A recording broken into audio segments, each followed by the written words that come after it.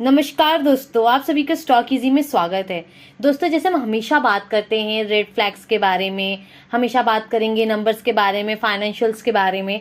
देखिए, एक चीज़ और है जिसके बारे में आज हम यहाँ पे बात करने वाले हैं।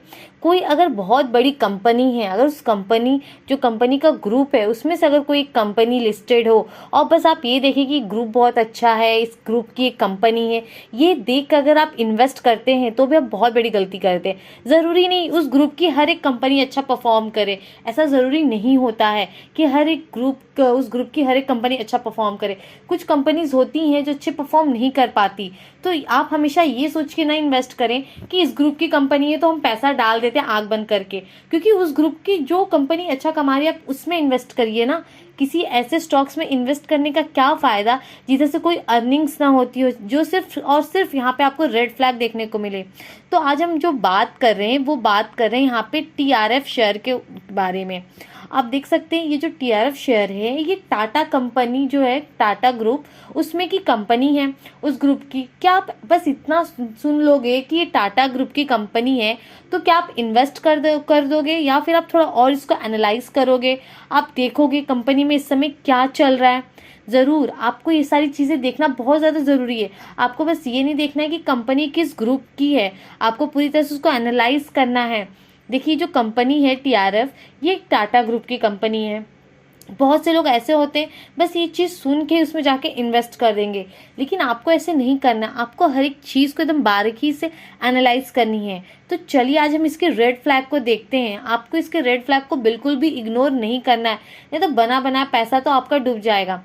ये सबसे पहले हम आपको बता दें कि ये चीज़ जो इसका रेड फ्लैग था ना, 2022 में ही आपको पता चल जाना चाहिए था कि कंपनी में रेड फ्लैग है। 2022 नहीं तो 2024 तक तो आपको पूरी तरह से इधर से एग्जिट लेना चाहिए था। इस कंपनी में ऐसी चीज़ें हो रही है। देखिए क्या हो रहा है यहाँ पे। सबसे पहले आप देखो क्या हो रहा है। कंपनी का मार्केट कैपिटल कितना है? 261 करोड़ की है। ठीक है, 261 करोड़ की है। अब आप यहाँ पे देखो कंपनी की अर्निंग पर शेयर, कंपनी के अर्निंग पर शेयर कितनी है? नेगेटिव में है। कंपनी यहाँ कुछ नहीं कमा रही बल्कि वो लॉस में है, पूरी तरह से लॉस में दिख रही है। कंपनी की सेल्स ग्रोथ गिरी हुई है और यहाँ पे कंपनी का स्टॉक भी देखिए कितना ज़्यादा है। इसका क्या मतलब निकल रहा है? आप सोचो कि इसकी अर्निंग्स तो नहीं बढ़ रही लेकिन लोग अभी भी इसको खरीद रहे हैं। मतलब ये कमाए या ना कमाए तो भी लोग इसको खरीदने के लिए यहाँ पे काफ़ी ज़्यादा उत्सुक हैं, इसको खरीदे जा रहे हैं। अभी भी लोगों के अंदर एक माइंडसेट होगा कि कंपनी तो टाटा ग्रुप की है तो खरीद लेते हैं। चलिए थोड़ा इसको और देखते हैं और एनालाइज करते हैं। हर एक नंबर्स को हम एक दूसरे से लिंक करेंगे तब हम अपना डिसीजन लेंगे कि ये स्टॉक अच्छा है बुरा, क्या हमें इसमें इन्वेस्ट करना चाहिए या नहीं। चलिए इसके हम पहले इनकम स्टेटमेंट को देखेंगे, इसको थोड़ा एनालाइज करेंगे, देखेंगे इनकम स्टेटमेंट हमसे यहाँ पे क्या कहना चाहते हैं। ये आ गया इनका इनकम स्टेटमेंट। जो प्रॉफिट एंड लॉस स्टेटमेंट है इसको इनकम स्टेटमेंट भी कहते हैं। सेल्स को रेवेन्यू। देखिए सेल्स का मतलब क्या होता है कि कंपनी ने साल भर में अपने कोर बिजनेस से कितना कमाया, यानी कि जो उनका प्रोडक्ट है उसको बेच के कितना रेवेन्यू यहाँ कंपनी में आया उसके बारे में। आप देख रहे हो यहाँ पे 2015 में क्या हो रहा था, कंपनी कितना रेवेन्यू जनरेट कर रही थी? 1113। और अगर आप आज का दिन देखेंगे मार्च 2026 में तो कितना कर रही है? मात्र 85 करोड़ का कर रही है। ठीक है, ये मात्र 85 करोड़ का कर रही है। इसका क्या मतलब हो रहा है? पूरी तरह से तो इनका जो रेवेन्यू है पूरी तरह से यहाँ पे कोलैप्स हो गया है। ये चीज़ें तो आपको साफ साफ दिख रही होगी कि कंपनी का रेवेन्यू पूरी तरह से यहाँ पे कोलैप्स होता हुआ दिख रहा है। अब आप बोल रहे होंगे कि हमने 2022 और 2024 की क्यों चर्चा की थी स्टार्टिंग में? वो इसलिए की थी, 2022 में क्या हो गया था, टाटा ग्रुप ने अनाउंस किया कि हम इसको मर्ज कर देंगे टाटा स्टील में। टाटा स्टील में इसको मर्ज करने की बात आ गई थी क्योंकि काफ़ी ज़्यादा लॉस वगैरह कर रही थी, कंपनी ठीक से नहीं चल रही थी। फिर ये क्या हुआ यहाँ पे 2022 में? आप सोचिए अगर कोई बड़ी कंपनी है, ग्रुप है, अगर वो ऐसे स्टॉक को टाटा स्टील में करना चाहेगी, कोई अच्छी कंपनी एक दूसरे स्टॉक को मर्ज करना चाहिए, ऑब्वियस सी बात है लोगों का लालच बढ़ जाएगा कि 17 स्टॉक, अगर हम क्या बोलते हैं हमारे पास का 17 स्टॉक है तो 10 स्टॉक हमें और मिल जाएंगे टाटा स्टील के, तो लोग जानबूझ के सस्ते स्टॉक्स को खरीदेंगे ना। तो ऑब्वियस सी बात है प्राइस तो ऊपर ही जाएगी। अगर हम इसके प्राइस को देखें, ये देखिए ये है वीकली चार्ट पे हम लोग इस समय हैं, इसको हम यहाँ बंद कर, ये देखिए 2022 कहाँ पे है? 2022 यहाँ पे ही होगा। ये देखिए 2022 के सितंबर में इन्होंने ये अनाउंसमेंट किया था कि हम इसको मर्ज कर देंगे। 2022 के सितंबर में देखिए प्राइस किस तरह यहाँ पे बस और बस ऊपर जाती रही। और एक और अनाउंसमेंट आया 2024 में, फरवरी के आसपास से कोई महीना है, आप कंफर्म कर लीजिएगा। 2024 में यहाँ पे एक अनाउंसमेंट आया कि कंपनी तो अपने आप को प्रॉफिटेबल बना रही है। अब कंपनी अपने आप को प्रॉफिटेबल बना रही है। देखिए प्रॉफिटेबल, इन्होंने अपने आप को अगर प्रॉफिटेबल बनाया तो ऐसे ही नहीं बनाया है, इनको पूरा सपोर्ट मिला है टाटा ग्रुप के साइड से, तब जाके कंपनी अपने आप को यहाँ पे प्रॉफिटेबल बना पाई है। कैसे? क्योंकि इन्होंने ऑर्डर्स दिए, इन्होंने हेल्प किया है, टाटा ग्रुप ने इनको पूरी तरह से सपोर्ट किया इस कंपनी को, और तब जाके कंपनी यहाँ पे प्रॉफिट में आई है। इनका जो ऑपरेटिंग प्रॉफिट आपको दिख रहा है इस समय, ये प्रॉफिट बुक कर रहे हैं, न कि लॉस। देखिए फिर यहाँ से ये ऊपर चला गया। अगर उन्होंने अनाउंस किया होगा फैब में, तो फैब ये है, इस इधर इन्होंने किया होगा। अब इसके बाद तो भी कुछ लोग रुके नहीं होंगे कि अब क्या उधर अनाउंसमेंट हो गया कि हम यहाँ पे मर्ज नहीं कर रहे हैं, मर्ज का जो हमारा प्रपोजल था उसको हम यहाँ पे कैंसिल कर रहे हैं। ठीक है, कैंसिल कर रहे हैं, लेकिन कुछ लोग तो होंगे जिन्हों क्या लग रहा है कि अरे अब तो प्रॉफिट कर रही है, एक और आ गया ना, फ्यूचर में भी तो मर्ज कर सकती है कंपनी अपने। अब फ्यूचर में वो कब करेगी आपको पता है या हमको पता है? क्या पता नहीं करे, ये ऐसे ही चलता रहे, कोई यहाँ पे फिक्स थोड़ी ना है। अब देखिए यहाँ पे ये होगा, अगर हम देखें ये महीना था मई का, 2024 का मई, उसके बाद से आप प्राइस को देखिए, ये देखिए उसके बाद से प्राइस क्या कभी ऊपर गई है? कभी ऊपर नहीं गई है, बस और बस वो नीचे आती गई है। अगर हम यहाँ पे देखें, इसमें गिरावट अगर आप देखेंगे तो कितने परसेंट का है, आप देख रहे हो 67%। ये अपने हाई से पूरा 67% गिर चुकी है यहाँ पे। अगर आप यहाँ पे देखें इसका लाइफ टाइम हाई की तो बात ही अलग है। लाइफ टाइम हाई कितना है इसका? 1173। सोचिए किसी ने अगर यहाँ पैसा लगाया होगा तो उसकी क्या हालत हुई होगी। देखिए कोई मजाक नहीं है, ऐसी बात नहीं है कि कभी अरे हम तो नहीं फंसेंगे, फंसते हैं, हम भी फंसे हैं, ऐसी बात नहीं। जो नया नया मार्केट में होता है, जिसे नहीं पता कि कैसे हमें स्टॉक चूज करना है, कैसे स्टॉक्स में इन्वेस्ट करना है, कौन सा बिजनेस स्ट्रांग है, कौन सा सेक्टर इस समय चलने वाला है, तो कोई भी फंस सकता है। बहुत नॉर्मल सी चीज़ है फंसना। लेकिन अगर आपको फंसना भी है तो ऐसे स्टॉक में फंसिए कि वो थोड़ा कभी तो मूव करे, जब सेक्टर चले तब तो मूव करे। आप बताइए इसका मूव करना ये 1173 तक कब पहुंच पाएगा? इससे तो अगला जन्म लेना पड़ेगा इस कंपनी को, तभी जाके यहाँ पे पहुंच पाएगा। जब ये लिस्ट हुआ था उसके बाद से कभी अपने हाई पे पहुंच नहीं पाया। सोचिए कितनी बड़ी बात है ये किसी स्टॉक के लिए। आप बताइए ऐसे स्टॉक को कोई रिस्पेक्ट करेगा? ये स्टॉक में कभी कोई किसी को अपना पैसा ऐसे स्टॉक में डालना चाहिए जो अपने हाई तक नहीं पहुंच पा रहा है? देखो यहाँ पे क्या हो रहा है, ये रेंज में जब आया, अगर हम यहाँ पे एक लाइन ड्रॉ करें, हम फंडामेंटल्स को भी देखेंगे, लेकिन यहाँ पे अब चार्ट की बात आ गई तो चार्ट को भी देख लेते हैं, नजरअंदाज नहीं कर सकते टेक्निकल्स को भी। ये देखिए यहाँ पे क्या हो रहा है, ये देखो यहाँ पे ये आया था, यहाँ पे इस रेंज में आया था, ये हो गया था सप्लाई, फिर यहाँ से रिटर्न नीचे गया, फिर यहाँ पे न्यूज आई कि हम यहाँ पे क्या करेंगे, मर्जर करेंगे अपने कंपनी के साथ। उसके बाद रिटर्न प्राइस ऊपर गई और यहाँ पे वापस जब वो अपने पुराने रेसिस्टेंस के पास आई तो यहाँ पे रिटर्न अनाउंसमेंट आया कि हम नहीं करेंगे, हम यहाँ पे जो प्रपोजल है उसको रिजेक्ट कर रहे हैं, क्योंकि कंपनी यहाँ पे सक्षम है अपना प्रॉफिट बनाने के लिए। अगर एक बात हम आपको यहाँ पे दिखाएं, क्या यहाँ पे कंपनी सक्षम है प्रॉफिट बनाने के लिए? कि यहाँ पे जब इन्होंने कहा, जब तक ये बात चल रही थी कि मर्जर करेंगे, तब तक तो इन्होंने खूब प्रॉफिट बनाया। जैसे ही ये रिजेक्ट हो गई सारी चीजें, वापस इनके यहाँ पे प्रॉफिट्स नहीं गिर गए क्या? इनके रेवेन्यूज नहीं गिर गए? पूरी तरह से कोलैप्स नहीं हो गया इनका प्रॉफिट और ये इनका जो ऑपरेटिंग प्रॉफिट और रेवेन्यू? क्या आपको लगता है कि ऐसे स्टॉक्स में आपको इन्वेस्ट करने के बारे में सोचना भी चाहिए? क्या ये स्टॉक कभी आपको पैसा बना के दे पाएगा? देखिए सारी तो चतुराई है लोगों को फंसाने की, समझ रहे हो आप? ये सारी चतुराई है लोगों को बस और बस फंसाने के लिए। आप देखिए एफआईज और डीआईज इंटरेस्टेड है, उनका 1% भी इसमें नहीं है स्टॉक, 1% होल्ड कर रखा है उन्होंने? नहीं, उन्होंने होल्ड नहीं किया यहाँ पे, क्योंकि उन्हें नहीं पसंद आ रहा है बिजनेस। सोचिए जब उन्हें नहीं पसंद आ रहा तो हमें और आपको क्यों पसंद आ रहा है बिजनेस? क्या उनसे ज्यादा हमने पैसे रखे हैं कि स्टॉक को हम पसंद कर लें? वो तो उनके अंदर तो इतनी काबिलियत है कि पैसा इसके अंदर डाल के प्राइस को बढ़ा के और अपना प्रॉफिट लेके निकल जाए। क्या वो काबिलियत आपके और हमारे अंदर है? नहीं, क्योंकि पैसा बोलता है, जितना भारी मात्रा में आप पैसा इसके अंदर डालेंगे वैसे वैसे शेयर प्राइस यहाँ पे ऊपर जाएंगे। सारा यहाँ खेल पैसे का है। जैसे ही पैसा इसके अंदर पड़ेगा ना, आपको पता है तुरंत ऊपर चला जाएगा, 1 मिनट यहाँ पे रुकने नहीं वाला। आप देख रहे हो कितना बड़ा ये बुलिश कैंडल फॉर्म हुआ है। आप बताइए, ये देखिए वॉल्यूम देख रहे हो आप? वॉल्यूम क्या इस बढ़त को यहाँ पे जस्टिफाई कर पा रहा है? आप हमें बताइए, क्या इस बढ़त को ये जस्टिफाई कर पा रहा है? यहाँ पे जो इतना बड़ा बुलिश कैंडल फॉर्म हुआ है, क्या ये वॉल्यूम जस्टिफाई कर पा रहा है? अब आप देख ली, ये वॉल्यूम देख रहे हो कितना बड़ा, इसकी कैंडल देखिए कितनी छोटी सी बनी है।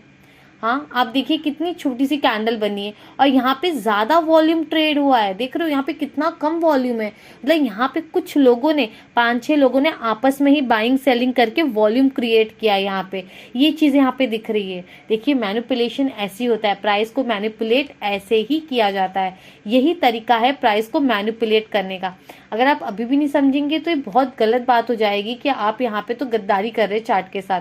आपको ना चार्ट और रीड करना आना चाहिए, तभी आप समझ पाएंगे ना आपको स्टॉक में कब एंट्री लेनी है। चलिए, आपने यहाँ पे अच्छे से एनालाइज कर लिया, स्टॉक आपको फंडामेंटली अच्छा लग रहा है, स्ट्रॉन्ग है, क्वांटिटी क्वालिटेटिव सब कुछ आपने किया, अच्छा है। लेकिन जब बात यहाँ पे एंट्री की आएगी ना, आपको थोड़ा टेक्निकल तो पता होना चाहिए, क्योंकि टेक्निकल आपको ये बताता है कब आपको एंट्री लेनी है और कब एग्जिट लेना है। ये चीज़ ये आपको बता देगा तुरंत, और फिर आप अच्छे से यहाँ से अपना मुनाफा लेके निकल सकते हो। मान लीजिए ये इसका फंडामेंटल अच्छा है, लेकिन ये अपने हाई पे ट्रेड कर रहा है, तो क्या आपका यहाँ बनता है एंट्री लेना? नहीं बनता। आपको वेट करना होगा, एक करेक्शन दे शेयर का, हेल्दी करेक्शन कहते हैं उसे, हेल्दी करेक्शन दे तब आप एंट्री लीजिए।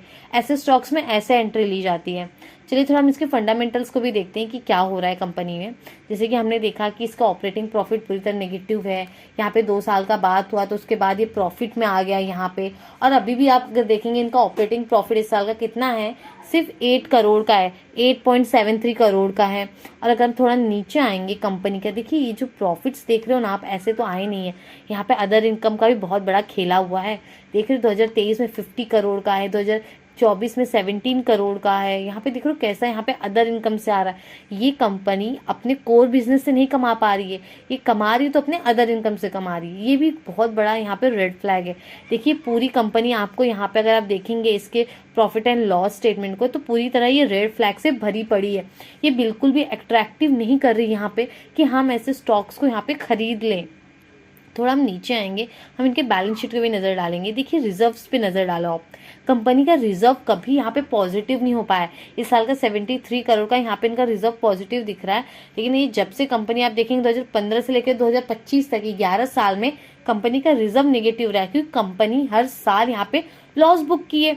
लेकिन आप ये सोचे कि कंपनी के डेट पे ध्यान दीजिए ना, कंपनी का डेट कितना है, 600 से ये आ गया 120 करोड़ पे। कैसे आ गया?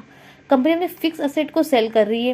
ये कितना डिसअपॉइंटिंग वाली बात है। मतलब कंपनी अपने फिक्स असेट को सेल कर दे रही है, जिससे इनको रेवेन्यू जनरेट करना है। अगर वो उसी को सेल कर देगी तो ये मुनाफा कैसे बनाएगी? सोचिए, बहुत बड़ा यहाँ पे एक ना आपके दिमाग की बत्ती तुरंत जलनी चाहिए। आपको ये सोचना चाहिए कि कंपनी को अगर रेवेन्यू बनाना है तो उसको प्लांट मशीनरी जिससे उनका कोर बिजनेस चलता है, वो फिक्स असेट तो उनके पास होना चाहिए। लेकिन अगर वो फिक्स असेट को ही सेल कर देंगे तो वो कहाँ से अर्निंग करेंगे? ये बहुत ज़्यादा आपको यहाँ पे अपना दिमाग लगाना चाहिए, सोचना चाहिए। कंपनी फिक्स असेट है नहीं उसके पास, यहाँ पे तो उसके पास डेट है, रिजर्व्स खत्म हो चुके हैं, वो कैपेक्स तो कर नहीं रही है। कंपनी कैपेक्स नहीं कर रही है, बोरोइंग्स है तो, लेकिन कैपेक्स कहाँ है? बोरोइंग्स कहाँ जा रही है आपके? आप बताएं, बोरोइंग्स कहाँ है इनकी? आप ये सोचो बस, क्या कंपनी अपने रिजर्व से कल को अगर आया इनका जो, आपको नहीं लगता कंपनी अपने फाइनेंशियल स्ट्रेस में चली जाएगी? कि अगर आप बोल रहे हो तो बहुत नॉर्मल सी बात है कि टाटा ग्रुप की कंपनी, वो तो भर देंगे, सपोर्ट कर देंगे। वो सपोर्ट अगर कर रहे हैं इस शेयर को, इस कंपनी को, तो आपको ऐसे स्टॉक में क्यों इन्वेस्ट करना है? आप तो उस स्टॉक में जाके इन्वेस्ट करिए ना जो कंपनी इसको सपोर्ट कर रही है, क्योंकि वो तो अपना भी कमा खा रही है और इस कंपनी को भी बचा रही है पूरी तरह से, है ना? ये बात तो है, इस कंपनी को बचा रही है, तो आपको इसमें क्यों इन्वेस्ट करना है? उसमें जाके इन्वेस्ट करिए जो इसको पाल रही है। ये आपको सोचना चाहिए कि कंपनी का फिक्स असेट पूरी तरह से जा रहा है, यही तो मेन है। इसी से तो रेवेन्यू जनरेट होने वाला है, और यही चीज़ जा रही है, तो इसमें रहने का क्या मतलब है? जो कि आपको सोचना चाहिए कि कंपनी के रिजर्व्स भी खत्म हो रहे हैं पूरी तरह से।